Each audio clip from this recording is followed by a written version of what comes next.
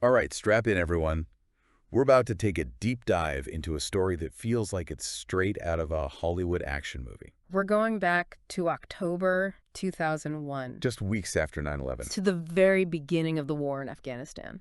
a period that I think a lot of people only really know from the headlines, Right. but we're going to go way beyond the news. Yeah, using these incredible sources you've provided to really uncover this incredible true story. Of the CIA's first mission into Afghanistan. Absolutely. And we should warn everyone, this is not your typical history lesson. No. We're talking horseback charges against the Taliban, Oh, yeah. a medieval fortress, secret CIA missions. And even a Trojan horse. It's wild. And these sources really shed light on a critical question that I think still resonates today. Mm-hmm. Could a different approach in those really early days have changed the entire course of the war? Absolutely. Okay, so set the scene for us. Yeah. October 2001. Okay. The U.S. is still reeling from 9/11 Right. and determined to strike back. Where does Afghanistan fit into all of this? Well, Afghanistan at the time was under the control of the Taliban, and they were harboring Osama bin Laden Okay. and al-Qaeda.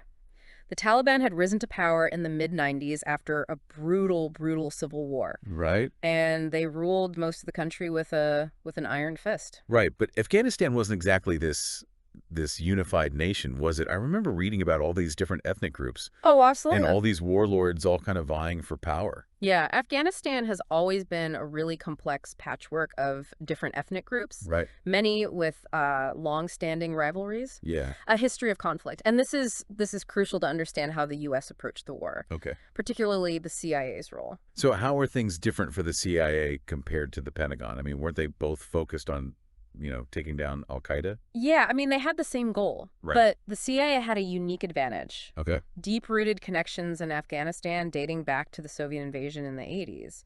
Wow. So while the Pentagon was planning these large-scale military operations, the CIA was already working with Afghan warlords, No kidding. trying to target bin Laden even before 9/11. That's incredible. So they're already on the ground, Yeah. building these relationships. I mean, it's almost like a shadow war was already happening. Exactly, exactly. They were providing these warlords with, non-lethal aid, intel, Right. things like that. Okay. It was a much more low-key, clandestine approach compared to the massive troop deployments that the Pentagon was about to undertake. So let's talk about the boots on the ground. Tell me about this Team Alpha, this 8-man CIA paramilitary unit. They were the first ones in, right? Yeah, Team Alpha was tasked with an incredibly dangerous mission. Okay. Infiltrate Afghanistan, link up with these warlords that the CIA had been cultivating for years, Wow. and help overthrow the Taliban. I mean, 8 guys. It seems insane to think that they could make any real difference. What? Yeah, their mission was high risk, high reward. I mean, they weren't there to engage in these massive battles. Right. But they were there to act as a force multiplier, guiding airstrikes, coordinating with the warlords, Yeah. essentially acting as the tip of the spear. I remember reading about their gear, like jeans, fleece, camping supplies. Yeah. I mean, not exactly what you picture for a top secret military Right. operation. It was all about blending in. They couldn't look like soldiers. They had to look like they belonged. Right. And their backgrounds were just as diverse as their gear. I mean, you had J.R. Seeger, the team leader, an expert in Afghan tribes. You had Mike Spann, a former Marine. And then you had David Tyson, the CIA's only Uzbek linguist. Uzbek.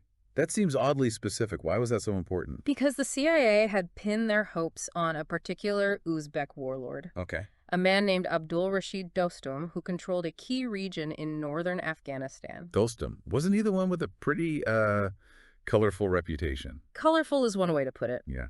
The sources paint him as a truly larger-than-life figure, Okay. like something out of Game of Thrones. Brutal, cunning, and with a penchant for excessive feasting. Right. And, well, let's just say he enjoyed his vodka. Yeah. I remember reading something about a tank incident. Oh, yeah. There are stories about him using tanks to execute prisoners. Wow. Not exactly the kind of guy you'd invite over for a dinner party. No. Yeah. So how did the CIA even get in touch with someone like that? Well, you're going to laugh. Okay. Apparently, they had to go through a friend of a friend who worked at an insurance company in Washington, D.C. No way. Talk about an unlikely connection. That is wild. It's It's amazing to think that this war, this conflict that would shape, global politics for decades, Yeah. started with such a random series of connections. I know. It's crazy. It really is. And it gets even more surprising when you consider how these CIA officers had to adapt to Dostum's way of war. I mean, they ended up riding alongside his horsemen, Yeah. navigating treacherous mountain terrain, engaging in what was essentially like guerrilla warfare on horseback. Exactly. Wait, they were fighting on horseback. I mean, that's straight out of a history book. It was a far cry from the high-tech warfare the Pentagon was envisioning. Yeah. I mean, they had to learn to measure distances in these really unconventional ways. So, yeah. And their horses were actually trained to run towards gunfire. Towards gunfire. Yeah. That's insane. I can't even imagine what that must have been like. Oh, it was wild.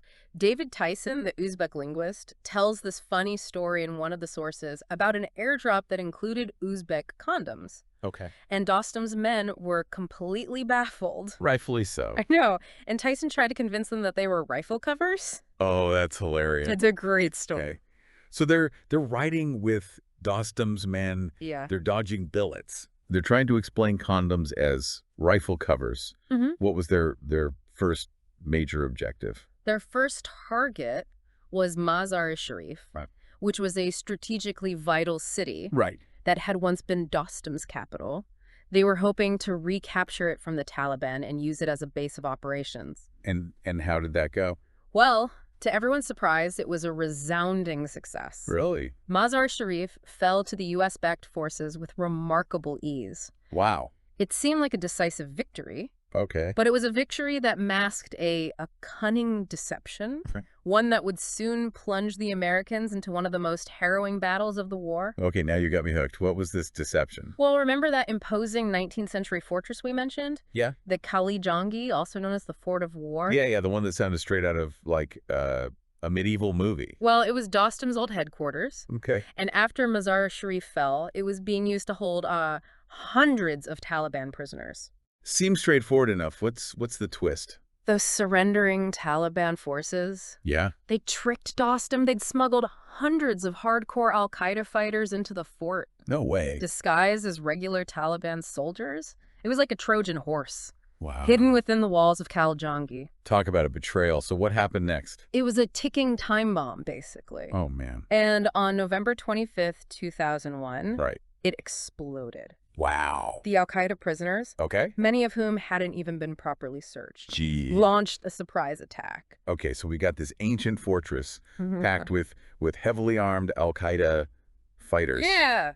What was it like for the Americans inside when all hell broke loose? Imagine utter chaos. Oh. Mike Spann and David Tyson, who were there overseeing the prisoners, Like, suddenly found themselves in the middle of a full-blown prison riot. oh wow. Completely outgunned and outnumbered. I'm trying to picture it. Yeah. This massive fortress, centuries old, suddenly erupting in gunfire. Yeah. What were the sources saying about the actual fighting? It was brutal close quarters fighting. Yeah. The Afghans, both Dostum's men and the al-Qaeda fighters, Right. weren't exactly known for their precision. Right. They had this tactic called spray and pray. Yeah. Essentially just firing their Kalashnikovs over their heads Yeah. with little regard for accuracy. So basically like a chaotic free-for-all Yeah, inside this medieval fortress. exactly. What happened to the CIA team? I mean, were they able to fight back? Tragically, Mike Spann was most likely killed Oh no. in those first few minutes of the uprising, Wow. overwhelmed by the sheer number of attackers. Yes, that's awful. Yeah. And what about David Tyson? Yeah. What happened to him? Tyson was incredibly lucky to survive. Okay.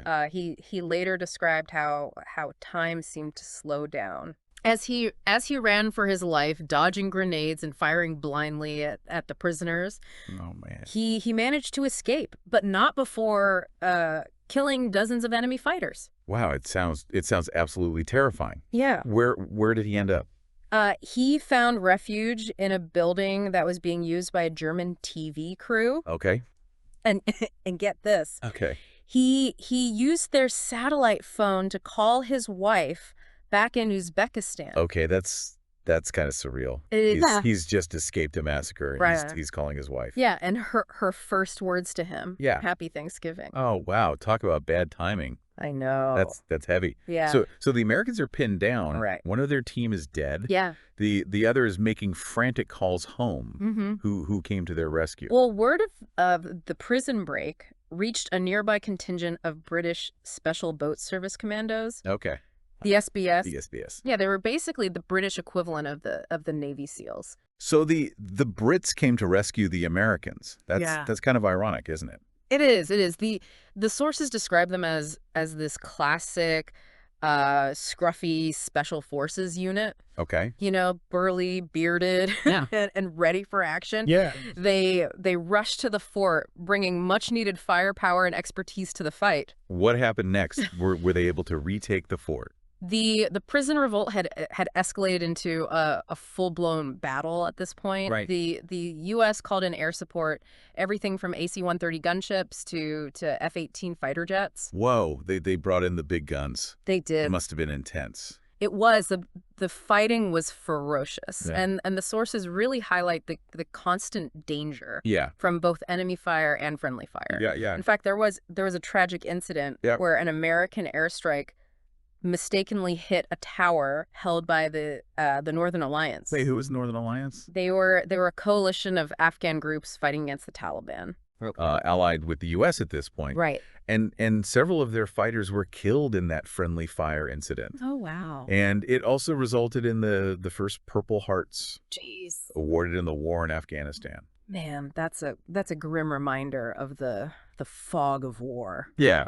The chaos and the confusion. Absolutely. Where were things at with the Al-Qaeda fighters? The remaining Al-Qaeda fighters had holed up in a building within the fort known as the Pink House. Okay. They were dug in deep, determined to fight to the death. Right. The compound itself was a scene of absolute carnage at this point. Yeah. Bodies everywhere, horses slaughtered for food. It sounds horrific. It was. How did the Americans finally end the standoff? Well, they tried everything. Right. Grenades, pumping in diesel fuel to start fires. Yeah. Nothing worked. Yeah. Finally, in a stroke of desperate ingenuity, Right. they decided to flood the cellar Okay. where the fighters were hiding. They flooded the cellar. Yeah. How did they manage that? They diverted an irrigation stream, Oh, channeling water into the Pink House's basement. wow. It was a brutal tactic, but it eventually worked. Yeah. Faced with the prospect of drowning, Right. 86 Al-Qaeda fighters surrendered. So after days of intense fighting, Right. the battle was finally over, but at a huge cost. Exactly. Mike Spann was dead. Yeah. And the compound was in ruins. Right. And remember Dostum, the warlord the CIA had pinned their hopes on? Yeah. Yeah. What happened to him during all of this? Did he lead the charge? It's almost unbelievable, but he was completely absent Yeah. during the entire prison revolt. Wow. He'd been off negotiating with other Taliban forces, Jeez. completely oblivious to the chaos unfolding in his own backyard. He had no idea. It seems impossible. Yeah, it's pretty wild. When he learned of the deception and the battle that had ensued, he was devastated. Right. According to the sources, he drowned his sorrows in copious amounts of vodka. Which knowing his reputation, Right. seems about right. It does. It does. So we've got this victory, but it's a bittersweet one, right? Exactly. The Battle of Kalajangi was a brutal, bloody affair. Yes. That highlighted the complexities and the high stakes of this war in its early days. Right. It also raised serious questions Yeah. about the reliability of the U.S.'s Afghan allies, Right. even those as powerful as Dostum. And what about Mike Spann? Yeah. What happened to his body? It's hard to even imagine what that must have been like going back into that carnage to find him. Oh, absolutely. One of the sources describes David Tyson going back into the ruined compound, desperately searching for his fallen comrade. Amongst all the debris and the bodies. Yeah. I mean, it really drives home the personal cost of war. Yeah, it does. And one of the sources recounts this really poignant moment. Yeah. An Afghan commander saw Tyson's distress Okay. and asked him, Mike was wearing cowboys, right? Cowboys. Yeah, cowboys was their term for blue jeans. Oh, okay. It was a small detail, but it revealed a kind of understanding Right. between these men from completely different worlds. Wow, that's a powerful image. Yeah. So they found him. They did. They found Mike Spann's body right where Tyson had last seen him, Wow. draped it with an American flag, and carried him out of the fort. Jeez. He was later buried with full military honors at Arlington National Cemetery.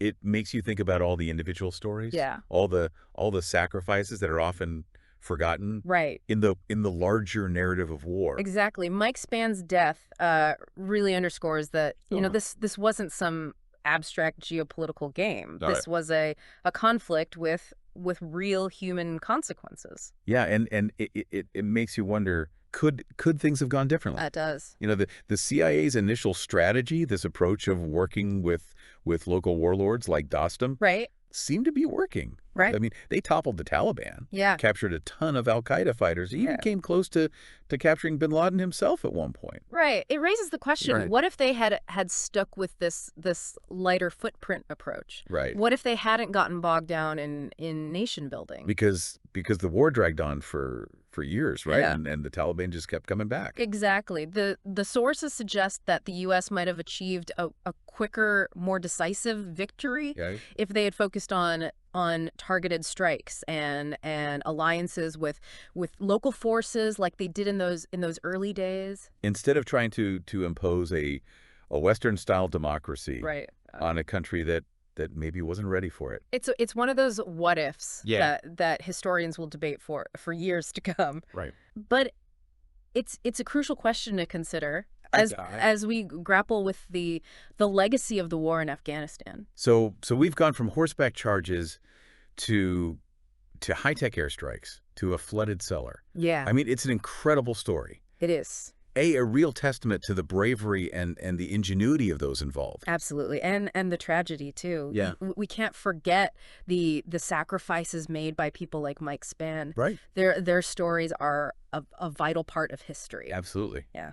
Well, this deep dive has been intense, but incredibly insightful. It has been. I feel like I have a much deeper understanding of Yeah. the early days of the war in Afghanistan. Good. I'm glad to hear that. It's a complex story. It is. With no easy answers. Right. But these sources have given us a glimpse into a pivotal moment in history, a Yeah. moment that continues to shape our world today. So what are your biggest takeaways from all of this? Yeah. What will you be thinking about long after this deep dive?